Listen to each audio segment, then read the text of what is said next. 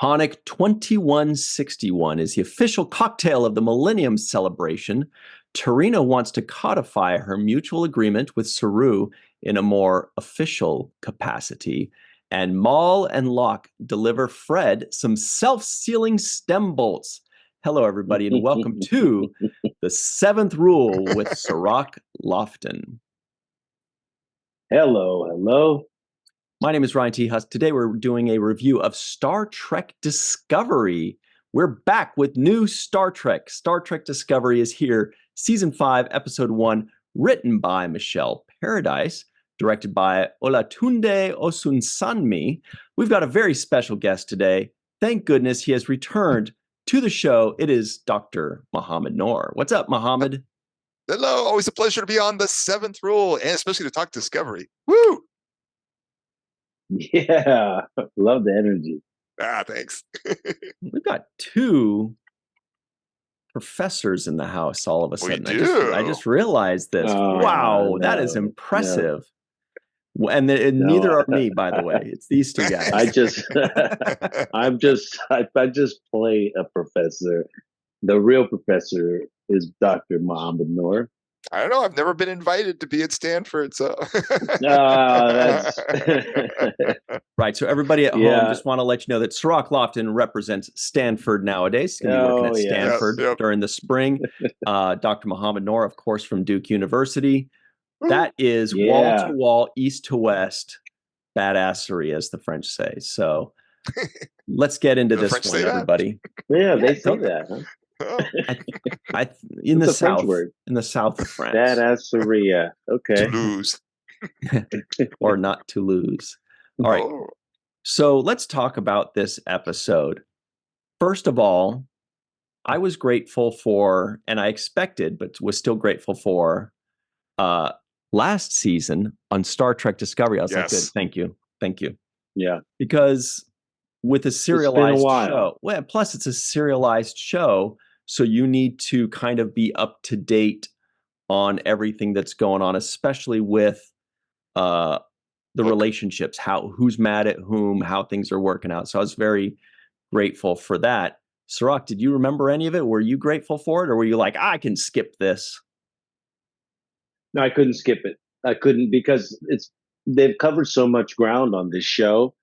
You know, they've gone to the future and this and that, and you know, the mom storyline and Spock storyline, and there's so many things that have gone on in this show. I'm glad that they gave me a little refresher in the beginning because it left me kind of okay. I remember this. I remember that.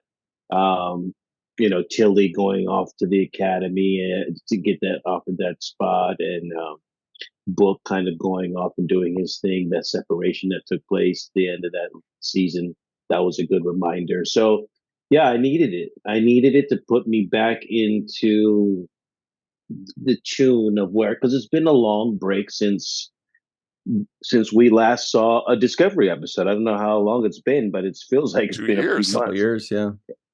Really? Yeah, 2 years. Yeah, that's a long time. Yeah. So yeah, I didn't even remember where we were, and I'm glad that we got that refresher. But it's funny because it didn't take me long before I started like remembering the names, remembering the characters, remembering the storylines. You know, I was like, okay, there's Detmer, you know, Linus. I think was it Linus? Yep. And I was like, oh, that's Linus in the back there. I saw, you know, all of the characters Tilly, for example, and Stamets, and you know, I started to remember, like it started to all come back, and then I'm like, Marina, I'm like, where's Jet?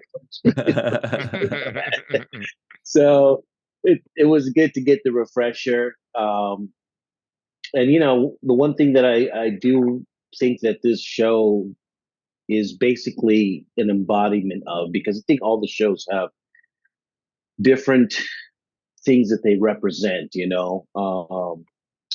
For Voyager, you know, it's a strong woman as a captain on the show, and you know, for our show, it's about family, and you know, there's a lot of different things that you walk away from on each series, and I think this series is about love stories. It's about two people or whoever they are.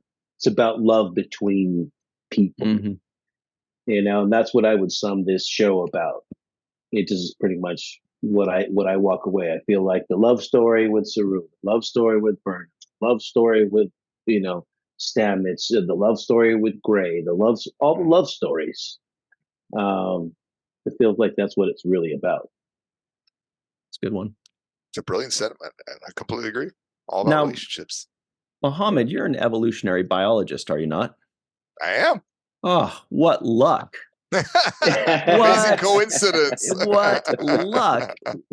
As fate would have it, there's some things in this episode that are kind of related to that subject matter. Is that correct, or am I There imagining most definitely are, and they connect back to a really interesting Next Generation episode too, which I don't think Seventh Rule has gotten to quite yet, but No. will not too long from now. Just a quick pause on that. It's a season 6 episode. The episode is called The Chase.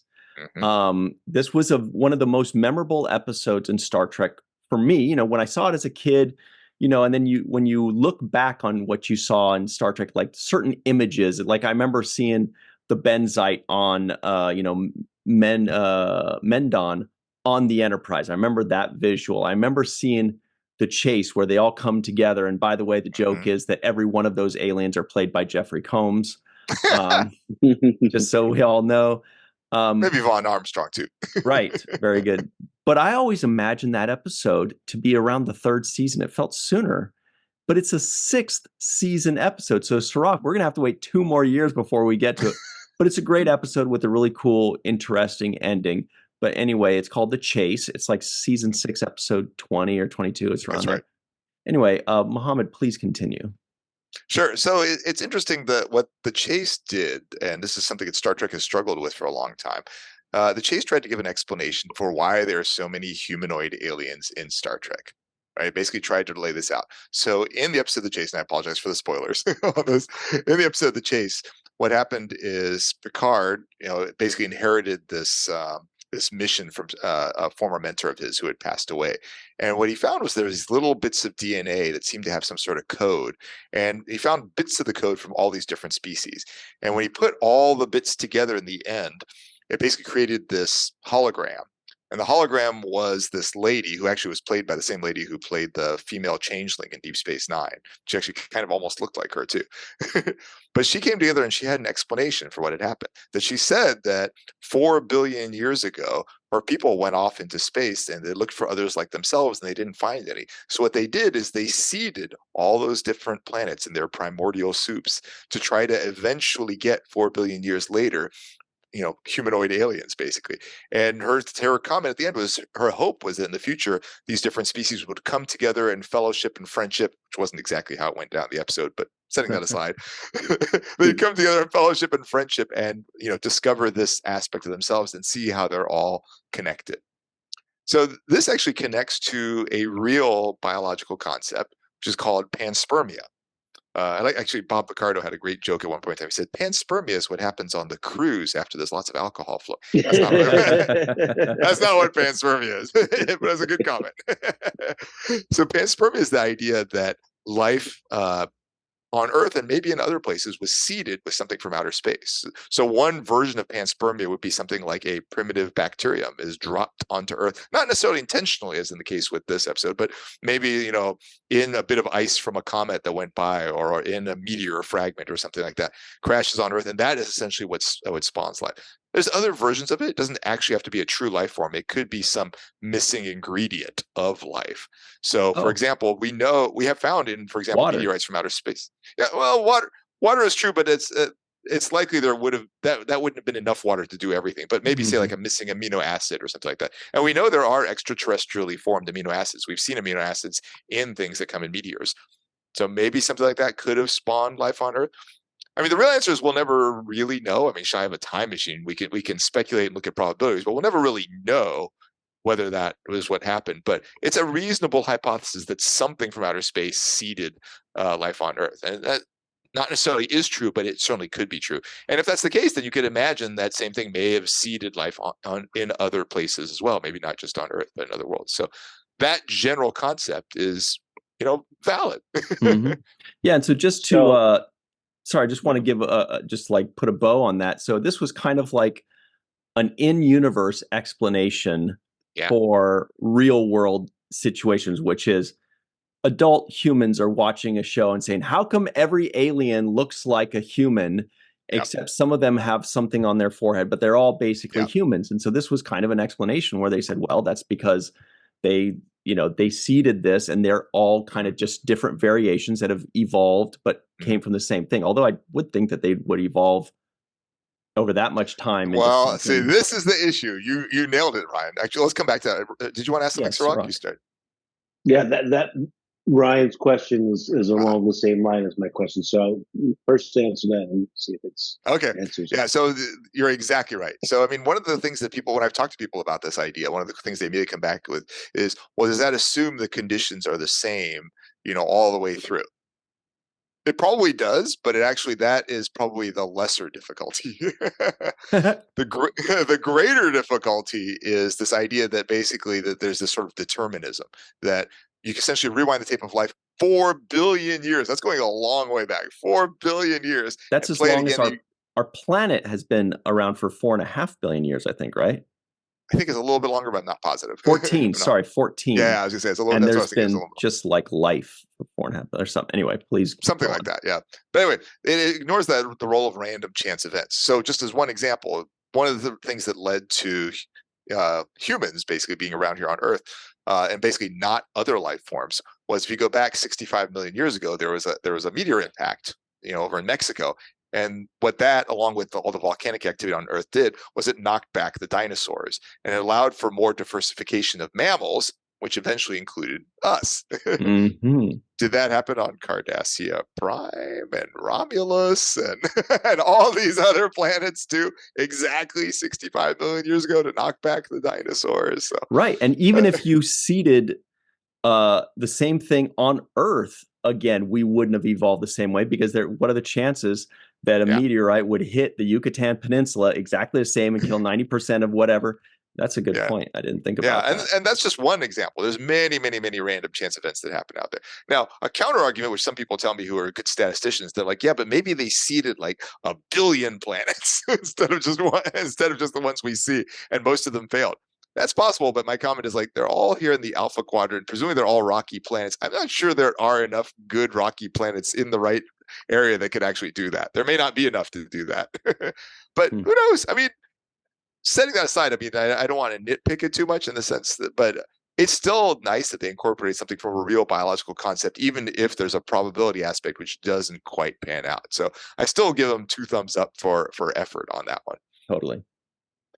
Yeah. My question is more like about does the diversity in the kinds of species that we see, would that actually be a logical thing to see green people here and blue people here and people with gills and different breathing? Like, would that be a natural part of the evolution process of life being seeded in different locations? So there would be, I mean, to some extent, I would expect there to be a lot more diversity. That essentially, I think it's likely you would get something sort of completely non-human. Now, there's a different episode of Star Trek, not the Chase. There's a different episode if you go back to the original series, which actually suggested there was a super race called So in this case, they call them the progenitors. But in another episode of Star Trek from the original series called the Paradise Syndrome, the French. They're called the French. No, they were called the preservers. And what happened with the preservers is they would go to different planets and take populations in danger of extinction and seed them in other worlds. So what that does is that can allow for a much more recent common ancestor. So rather than going back 4 billion years to the common ancestor with Klingons and Romans and something like that, it could be like, a couple million or something like that, or a couple, who knows? It could be something a lot smaller than that. What that opens up is it opens up a lot more of what you're discussing, or what you're describing, Sirach, that, maybe on Bajor, they got this little rimpled thing on their noses. Yeah. I mean, if you basically imagine you grabbed Homo erectus, one of our ancestors, and put him someplace else, they may not look exactly the same on some other ones. Don't laugh. Come on. Yeah. The other questions that I have about, form. So you mentioned these two, this is to explain humanoid, like 2 arms, 2 legs, right? Yep.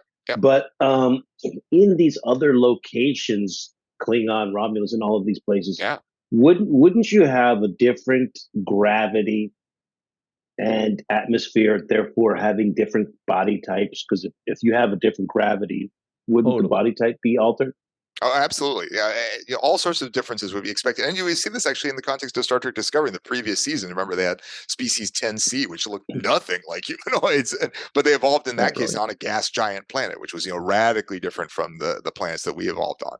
So Mhm. yeah, no, absolutely. Like the specific circumstances would absolutely change what you would get. 100%. By the way, can I just say that the idea behind Okay. the 10C was freaking brilliant. So kudos to everybody that had a hand in that, I bet. Yay, Um, 10C. I also want to point out that Dr. Mohamed Noor, you do something that I like very much.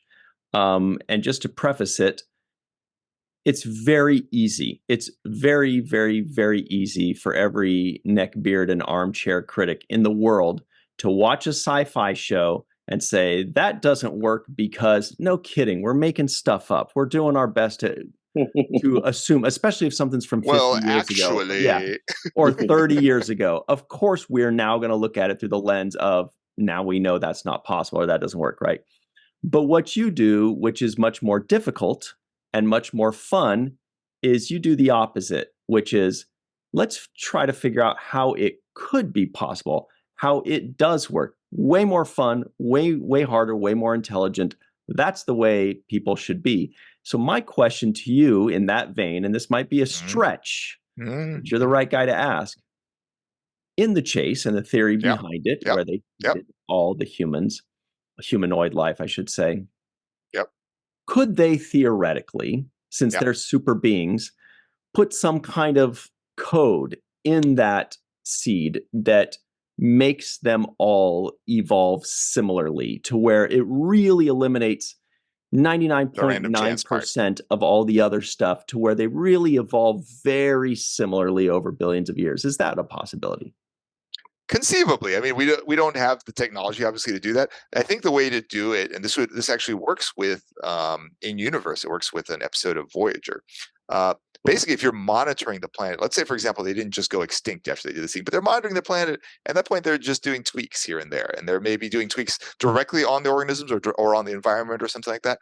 At that point, absolutely. And I think there was an episode of Voyager, I don't remember which one, but talked about like some aliens like working with some of the Native Americans. You know, way back when.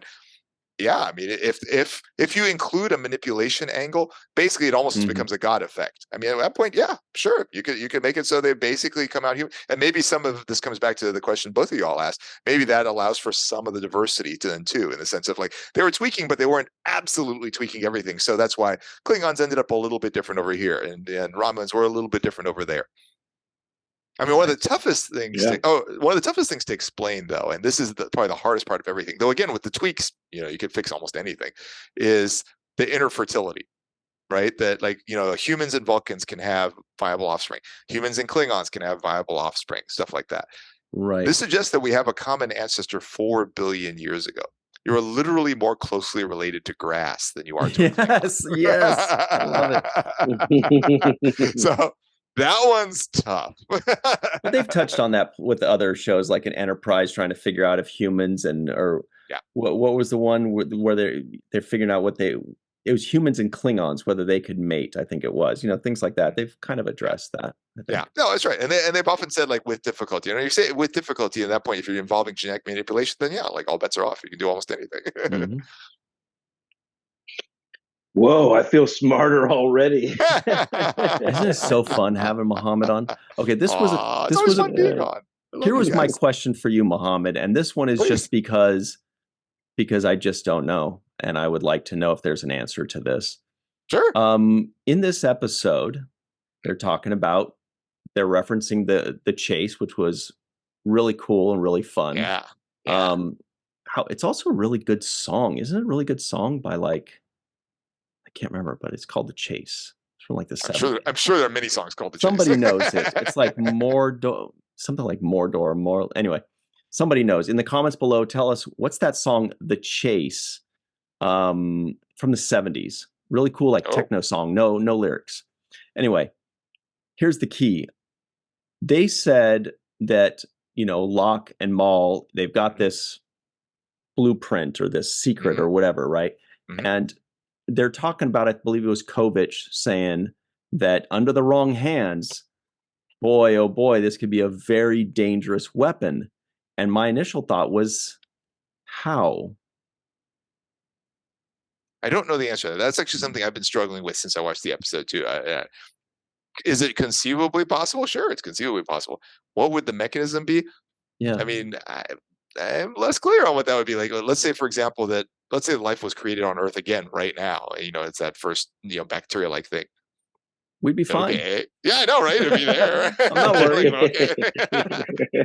my guess is more that the technology can do a lot more than just create life, but they can do other things too. And maybe it's something that, yeah, it's hard to imagine exactly what I mean, aside from just being a weapon, but how could it by itself essentially just through its usage again wipe out, if I don't know, they weren't specific on exactly how it was dangerous. Maybe it's not. That would be dangerous. Yeah. Yeah. But certainly in the wrong hands, that's, they're just thinking about, like with just the idea of splitting an atom in the, was just an idea at one point until somebody figured out how to actually manifest that idea. So yeah, in the wrong hands, information could become potentially dangerous. I would agree with that. My question was more like, this was my stupid nitpick, and this is how I'm becoming a Star Trek nerd. All right, one of us. Yeah, it's becoming. It's like I'm starting to ask Star Trek questions, and this was the one that I had. The fake Data, right? The android in this episode, Fred. Yeah, so he was like a fake Data to me, and I think Data should get paid royalties every time they have somebody who's a knockoff on there. But my question is this: he got killed in this episode, and when the other captain walks up to him, he says, "The body's still warm." Good point. Would Data still be warm? Like, it could be. I would love to try to answer that question. I feel like Data, and these synthetics from, what is it, season 1 of Picard? Yeah, they reference Alton Soong, right? Yeah. Yes. So I feel like Data always trying to be human, and the Soongs trying to, like, they're going to make him feel, like skin like a human. They're going to be warm. I mean, let's look back. There's no way Tasha Yar, if he's like freezing cold, like metal, steel, she's like, you get the. You said you wanted cold, hard literally. Steel. Yeah. Oh my God. Oh yeah, I was thinking much more simply, just in the sense like my computer's warm, it's on. That's what I was thinking. Yeah. Right? Oh yeah, that's the what processor inside. Yeah. Just unless he's got these built-in cooling mechanisms, but yeah. So that was my question, just about what, because it's usually associated with, a biological person, like body's still warm. Yeah, but I do think of the first half of what Ryan said too, that they probably intentionally made it so it's similar to in temperature to a human too. Do you think if he gets too warm, like the fan turns on? Like that's you're like, what's that sound? I hate it. I'm trying to think. It's Data's fan, man. Oh my gosh. There's amazing. nothing I hate more in this world than when my computer's fan turns on. So annoying. Life is hard. Get a fan. That's great. That is great. Oh, this was such a fun. It was such a fun episode too, though. I mean, I love the callbacks. I love like as you mentioned at the beginning, Sirach. I love the emphasis on the relationships. I love they have a lot of biology in there. And, to be clear, actually, I should mention, like, I had nothing to do with that. Like, I was not involved in this episode at all.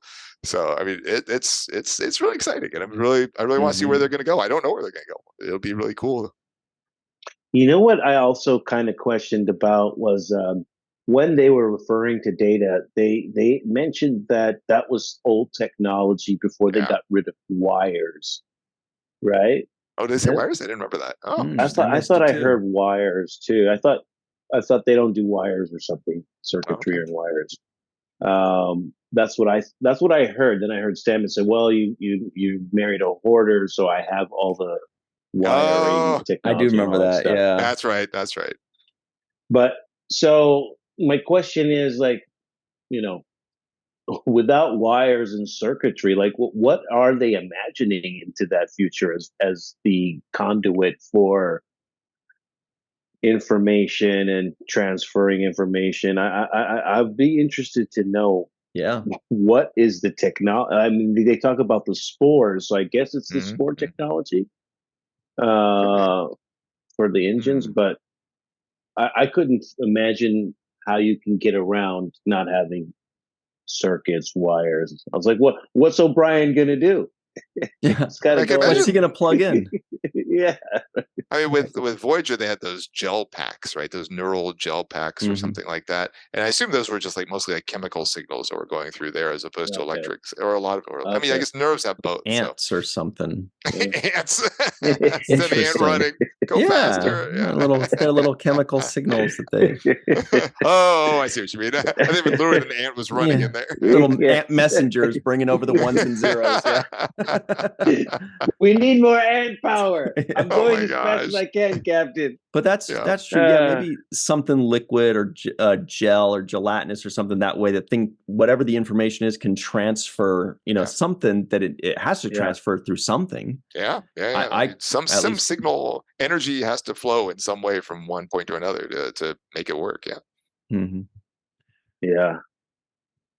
Well, this had a lot of stuff in it too. Our shout out to the self-sealing stem bolts too. Every time I hear self-sealing stem bolts, I'm sure it's a shout out to Of course. to the DS9 Les Landau days. So it's always fun to hear that too as well. I wonder if they do that and think, I hope Sirach Lofton sees this. They must. Oh, yeah, They maybe. must. I mean, Maybe. I could see it. I could see that. Of course they're I thinking felt like it this time. This time I Yeah. felt it. I really did. I was like, wait a minute, Yeah. is this a shout out to the seventh rule almost, because that's our logo basically too. So it felt great. Yeah, I just to have happen that to shout out know in this that episode. all of Paramount Plus and CBS Viacom, they're having a watch party right now of our review. Yes. So hello to everybody hey, guys. there. Message received. Thank Black you for alert. the shout out, Black everybody. alert. Oh my Thank you gosh. so much. It's we So I have a appreciate all of you. I have a question for you guys Yeah. about the episode. Do you remember and this was kind of a subtle thing that happened back in season 4. I don't know if you guys remember it. There was something that happened at one point in time where I think it was when they were about to go chase down species 10C, but Dr. Kovich said there's a bigger issue and you deal with that right now. And everybody's like, what, really? But he just kind of left. I wonder. Don't remember that. That's interesting. I wonder if this is that. I wonder if they were already kind of thinking ahead of time back in season 4 that we're going to come to this like bigger issue, which is like the origin of life, of everything we do. The one thing I would have done if I were writing it, when he said like, you mean of life, they're like, oh, like humans and kelpians, and of course they listed all humanoids. Like, no, life is everything, like just trees and grass and bacteria and everything. I would have done that in there too, but it's still, I mean, it's true. People tend to relate, of course, more to the humanoid. So I guess in a conversation, it makes more sense to do it that way. So fair enough, but I wonder if that was where that came from. We're just about out of time here, and Dr. Noor, you have been so gracious with your time. Honored from to be here. work at Duke University, by the way, everybody. Look, got my 7th rule poster and Discovery poster. There. I'm seeing that too. Oh yeah, Discovery too. Yeah, totally up to the top. There. But any final thoughts on this episode, Dr. Noor? Before you go, did you have fun? Did you enjoy the heck out of it? Very much so. I was so excited. There was a lot of action. There was a lot of heart. There was a lot of science. It's everything I would want from a Star Trek episode. So 2 thumbs up. Awesome.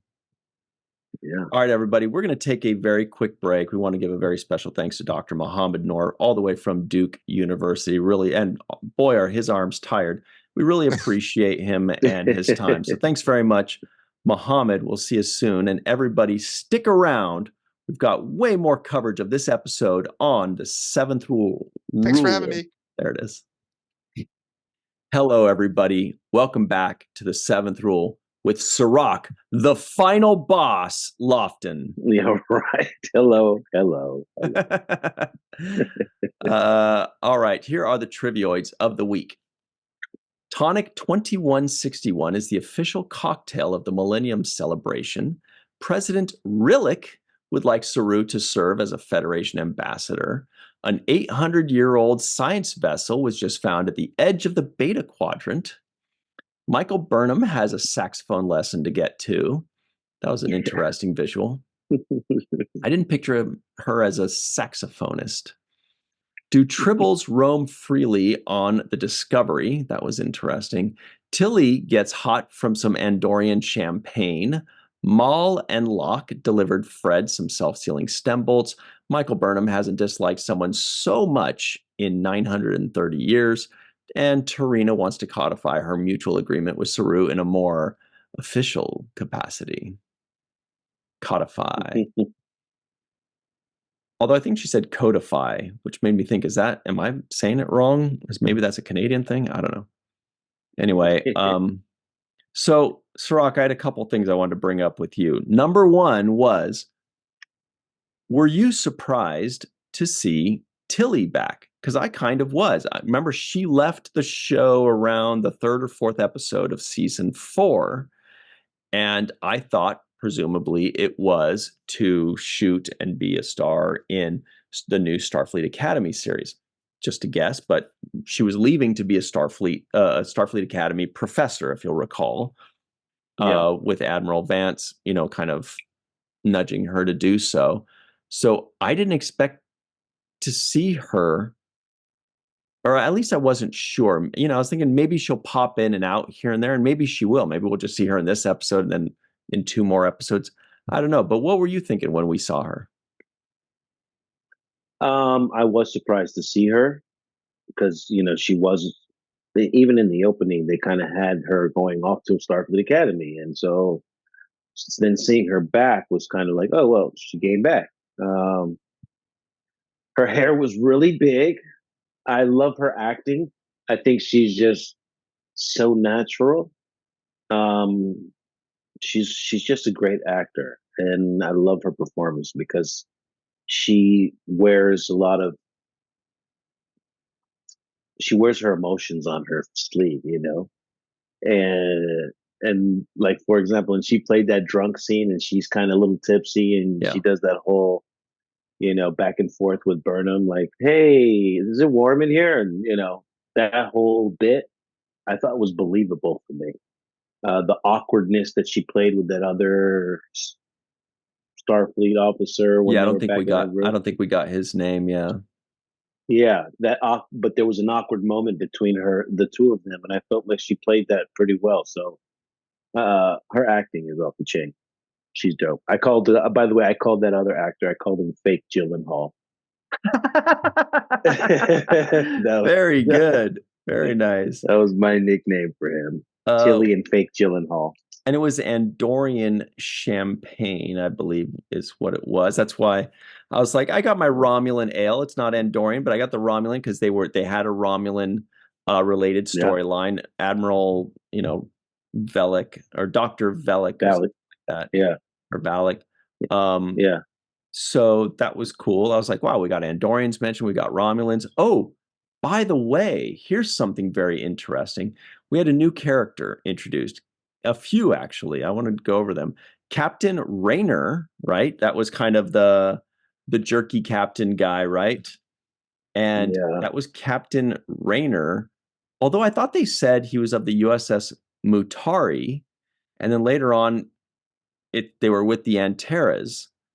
So I wasn't sure if this was 2 different ships or what the situation was there, but more on that in a moment. Captain Rayner is a Kelleran. A Kelleran. You notice the long kind of ears he had. A lot of the fans were wondering, what's the situation with this new character? Because he's got these long ears. They're like, is he some kind of Vulcan? And what's his thing? So it's this guy, right?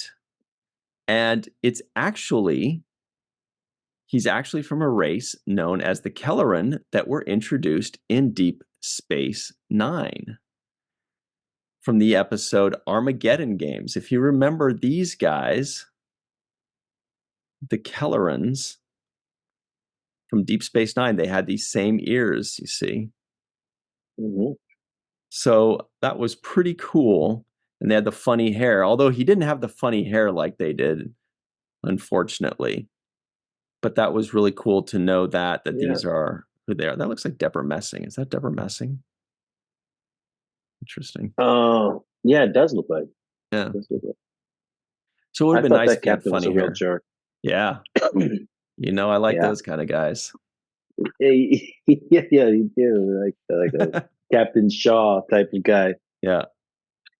Yeah, he reminded me of the James Bond. Is it Clive Owen that played James Bond at one point? I have a confession to make. I'm the Uh-oh. wrong guy to ask about James Bond stuff. I think Uh-oh. I watched one James Bond movie a long time ago, and I think it was Pierce Brosnan. And I know right now there are some people that just screamed at their screen and said, "What?" And then they gave me some kind of lecture like, "Ryan, you got to watch some." And they're right, but I don't know. I know that there was Sean Connery, who is my favorite Bond. How can you have a favorite Bond if you've only watched one? He just is, because I love Sean Connery. But yeah, I don't know. I don't know. Yeah, I have to look it up because I'm not exactly up on all of the James Bond. Oh, Daniel Craig, that's who he looks like to me. Right. He, Yeah, so it's no, actually, yeah, I could definitely see that. yeah, that actor had a Daniel Craig type look to him. Real good at playing the asshole role, but that's what he was there for. Was what I noticed that I hadn't seen before was that phaser rifle that Burnham was holding. It started off regular size, and she kind of had the Mhm. extendo motion on it. I like that. They had a lot of really interesting and it fired really interestingly too. That was really Yes. cool. Yeah, they're making it a lot more action oriented. You could tell they made a conscious effort to say, let's make this fun. I would guess they're trying to appeal to a wider audience. They're thinking Star Trek fans will like it no matter what. We need to attract non-Star Trek fans to stumble upon it and go, "Whoa, I didn't know Star Trek was this cool. I'm going to watch more of it." Other fans like Star Wars fans or Marvel fans or Battlestar Galactica fans, things like that. So Yeah. I feel like they did a good job of really kind of trying to expand the fan base. And I don't know why the nerd in me is like, if you're being transported down to a planet, I don't know why you're being transported on, and then you're being transported far away, and then you ride motorcycles in. Can't you just transport in? But obviously, we're glad they did that because then they had those motorcycles available for those cool scenes flying through, and then Michael Yeah. Burnham is surfing on a spaceship at warp speed. I mean, definitely they're showing Yeah. a lot of cool technology. They're showing a lot of cool action scenes, and they're really trying to, Have we let seen Star that Trek before? spread Because its wings. that was making my nerd antenna kind of like go up a little bit. Like Which thing? the surfing the spaceship scene, kind of, it was a little much for me, and I don't know if we'd seen somebody ever do that before. I can understand being on the outside of a ship when it's stationary, but in the Right. middle of warp. So here's what I was thinking on that. Is that I think it works because in space, there's no wind resistance, right? So the only thing you'd have to worry about is inertia. As long as she's got her gravity boots that are hanging on, right? So obviously, if the thing goes to warp, when she's on there, she's just going to get ripped apart, just because her feet are just going to get ripped, at least the way I understand it. But I feel like when ships go to warp, they create like a little warp bubble and they go. So my initial feeling was same as you, where I was like, whoa, what? No, no. Yeah, But then I thought about it, I was like, you know what? First of all, it's not real. But then secondly, I was like, I think it works within the confines of the Star Trek universe that they've created. They've created these rules in the Star Trek universe, and I think it follows it. Yeah. but had we seen that before? Had the No. original cast ever done that in a movie, in one of their movies, where Spock or Kirk are like on the outside of the ship while it's traveling at warp? No, not to my knowledge. I mean, there's a really, really cool scene in Star Trek First Contact where they're walking on the hull of the ship, Picard and Yeah, Worf and Lieutenant Hawk and some Borg and all that. But the ship's not going at warp. It's like adrift. Um, yeah, in the J.J. Kelvin movies, they did a lot of zany stuff, a lot of action stuff, but I don't think we've ever seen yeah. them That on that the was that hull was hard at for warp. me to believe. I'm sorry.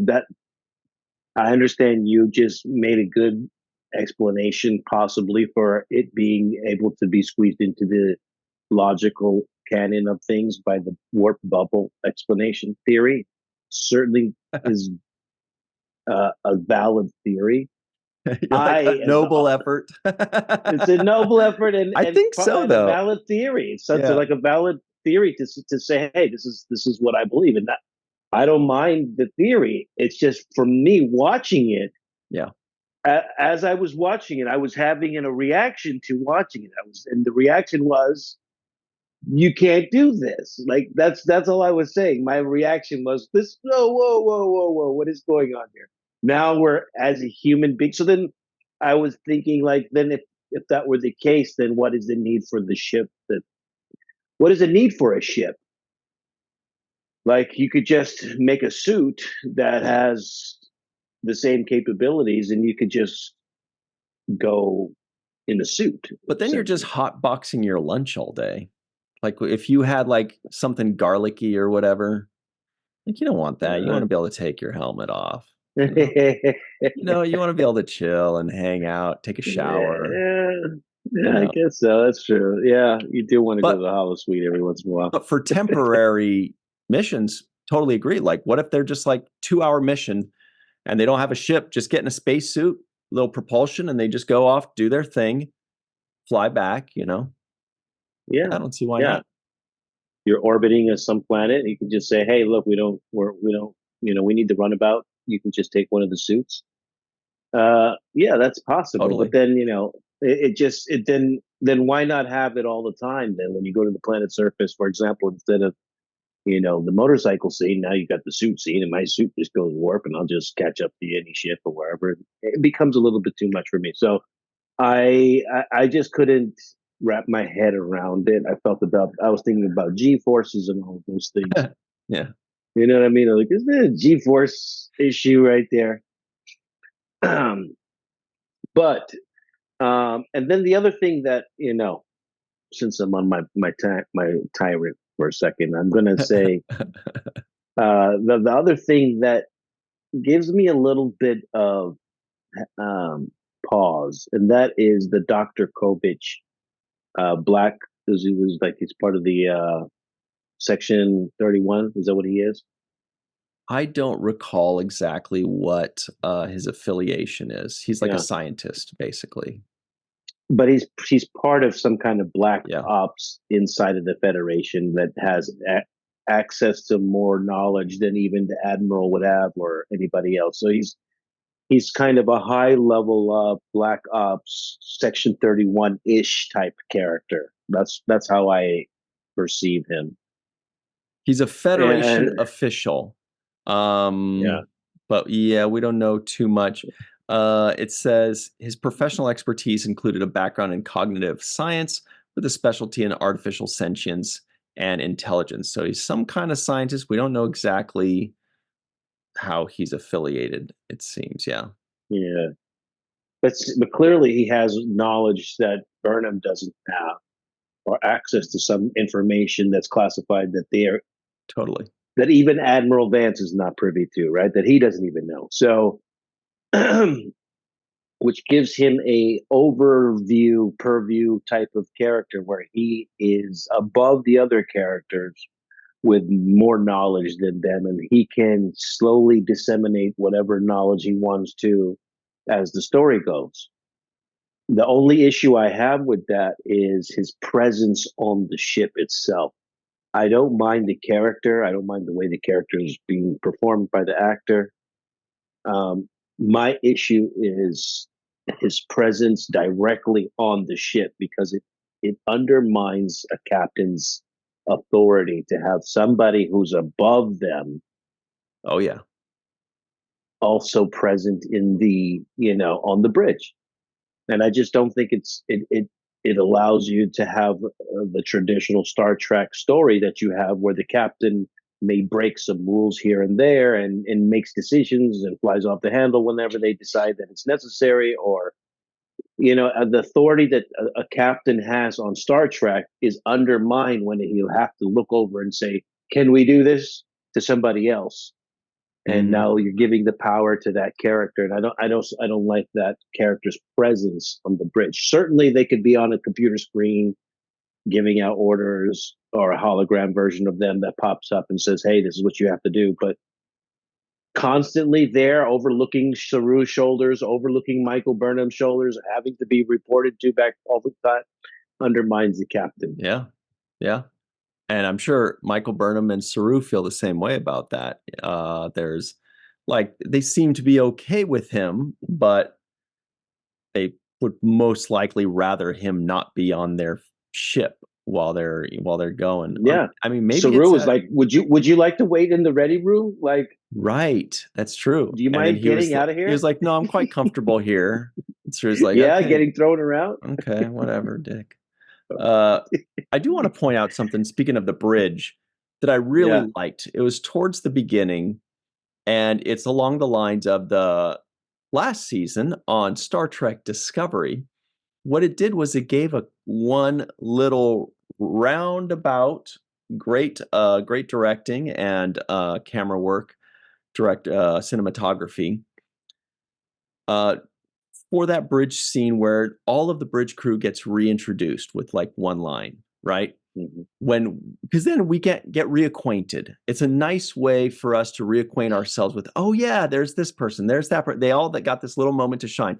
It started with Lieutenant Christopher, who I believe was the guy that replaced Bryce. Then Linus, who's getting a little bit more. I like to see Linus. He's not just in a turbo lift, but he's got his station. He said something. Yeah. Then I believe it went to Owo, right? Owoshikun is how they pronounce it. Owoshikun. And then it went over to Reese in the back. Detmer was walking in, and then she says something. So it's just a really nice way to reintroduce and reacquaint ourselves with all of them. But then on top of that, a little later, we were introduced to two more lieutenants. Saru called one of them Lieutenant Gallo. She had like cropped hair. She had a couple lines. Lieutenant Gallo, I think she was replacing Owo. And then there was Lieutenant Nia as well. So that was two more characters that were prominently featured. Each had a couple lines. So we'll be watching to see if that continues. I can't imagine that's just for one episode. Maybe it is, but you know, they keep bringing in new characters for us to kind of play around with and noodle around, be like, oh, who's this? What's that? You know, I liked all that cool stuff. Yeah, I'll tell you what I did like, even though I just spent some time harping on the believability of flying on the outside of the ship. That's what Star Trek fans do. Yeah. But what I did like, and this is the director's choice, and just the way it looked cinematically, I thought it was good. Actually, it was excellent. When Burnham is at the point where she lets go of the ship and she's flying and hurtling into space towards Discovery, and she's telling him, hey, beam me back in. Saru's like, yeah, we're working on it. That scene where she's floating in space, headed right towards the hull of Discovery, and then gets beamed back into Discovery right on the bridge as she walks into the captain's chair. I thought that was a very good shot. It looked excellent to me. Smooth. Yeah. It was smooth. It went from the transition from being outside in space to now being right on the bridge, and just was seamless as far as the way it flowed for me. So I thought that was a great job by the director and whoever pulled that off with the special effects and animation behind that. Great point. And speaking of seamless, we have countless times complimented wardrobe. See, that was pretty good, I thought. All of the creatives are unbelievable on this show. Specifically, I want to talk about that desert planet. I don't remember what it's called. It started with a V, maybe.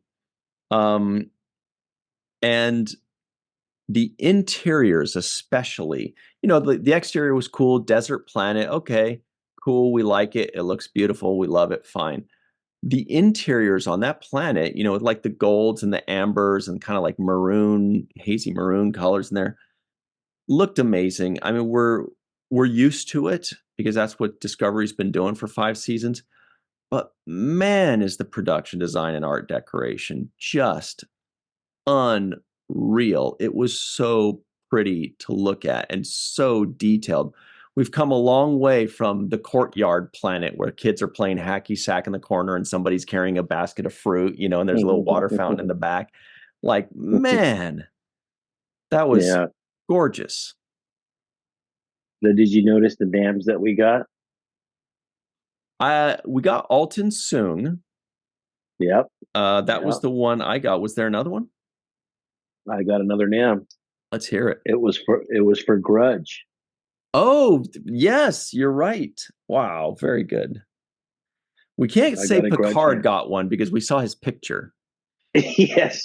They could have used a better headshot for me. They looked like they clipped that from the episode itself. Yeah. But yeah, no, I did get that. Also, I would have liked a little because we got two new characters, Maul and Locke. Locke. What was Locke? Was that a Orion, or I couldn't figure out what kind of. I'm pretty sure that's a new alien that we've never seen before. Okay, so that wasn't something, because it was a green, because it looked green to me, like the color of his skin a little bit. It was greenish. Okay, yeah. So I put Orion guy because I didn't know if he was like an Orion Syndicate kind of. Yeah, to my knowledge, we don't know what that alien is. I certainly don't know. It's the first time we've ever seen this alien. That much I do know. So if anybody knows what kind of alien it is, it's because Star Trek has released information on it or something. But other than that, we don't know. And we don't even know if Maul is a human. Maybe she is. Maybe she's something else. Yeah, I liked her though. She was good.